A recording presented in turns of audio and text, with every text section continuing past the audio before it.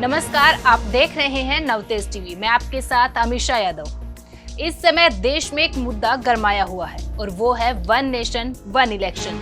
देश में one nation one election को लेकर बहस जारी है। इस मुद्दे पर पूर्व से लेकर पश्चिम, उत्तर से लेकर दक्षिण तक सियासत हो रही है। लेकिन ऐसा नहीं है कि ये मुद्दा अभी चर्चा का विषय बना है, बल्कि इस मुद्दे पर बहस पहले भी होती रही है। आपको बता दें कि आजादी के बाद 1951-52 से लेकर 1967 तक एक लोकसभा और विधानसभा चुनाव साथ हुआ करते थे। तब पूरे देश में तत्कालीन कांग्रेस पार्टी की सरकार थी। लेकिन 1967 के चुनाव के बाद वन नेशन वन इलेक्शन की परंपरा खत्म हो गई थी।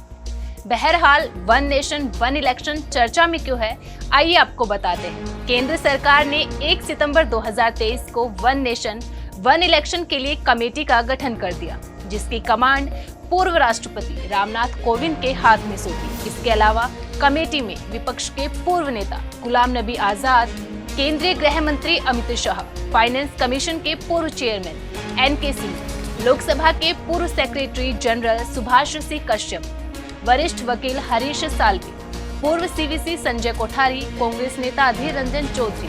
हालांकि अधीर रंजन चौधरी ने अपना नाम कमेटी से वापस ले लिया है। कमेटी के गठन के ठीक एक दिन बाद केंद्र सरकार ने कमेटी के बाबत गजट पत्र भी जारी कर दिया। गजट पत्र में कहा गया कि साल 1951 से लेकर 1967 तक लोकसभा और विधानसभा चुनाव एक साथ होते थे।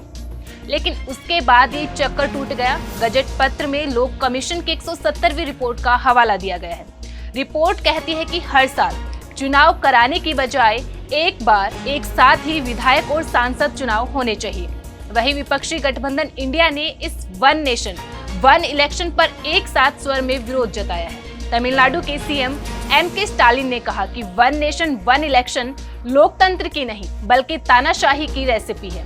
राहुल गांधी ने कहा वन नेशन वन इलेक्शन संघीय ढांचे के खिलाफ है। लेकिन सत्तासीन सरकार वन नेशन वन इलेक्शन को जारी करने की जुगत में लगी है। वहीं विपक्षी दल इसका विरोध कर रहे हैं।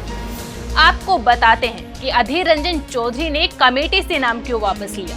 नाम वापस लेने पर अधीर रंजन चौधरी ने कहा कि लोकसभा चुनाव से पहले वन नेशन वन इलेक्शन का मुद्दा उठाना भाजपा सरकार की मंशा को दर्शाता है।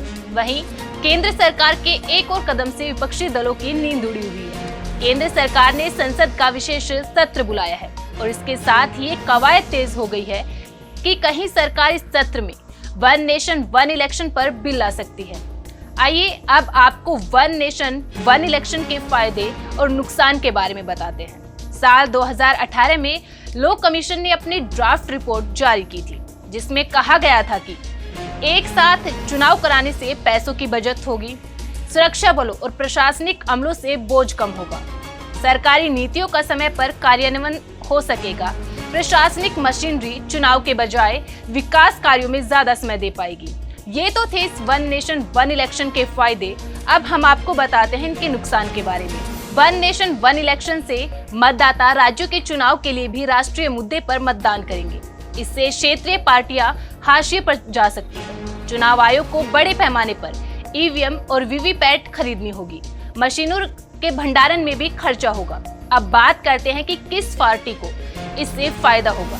सभी विपक्षी दल इसका विरोध कर रहे हैं, क्योंकि इससे एक पार्टी का राज राज्य स्तर और राष्ट्रीय स्तर पर होगा। वहीं भाजपा इसको लागू करवाना चाहती है, क्योंकि हाल के विधानसभा चुनाव में भाजपा को नुकसान उठाना पड़ा था। अब देखने वाली बात होगी कि वन नेशन वन इलेक्शन घोषणा मात्र है या फिर सच में इसे लागू किया जाएगा।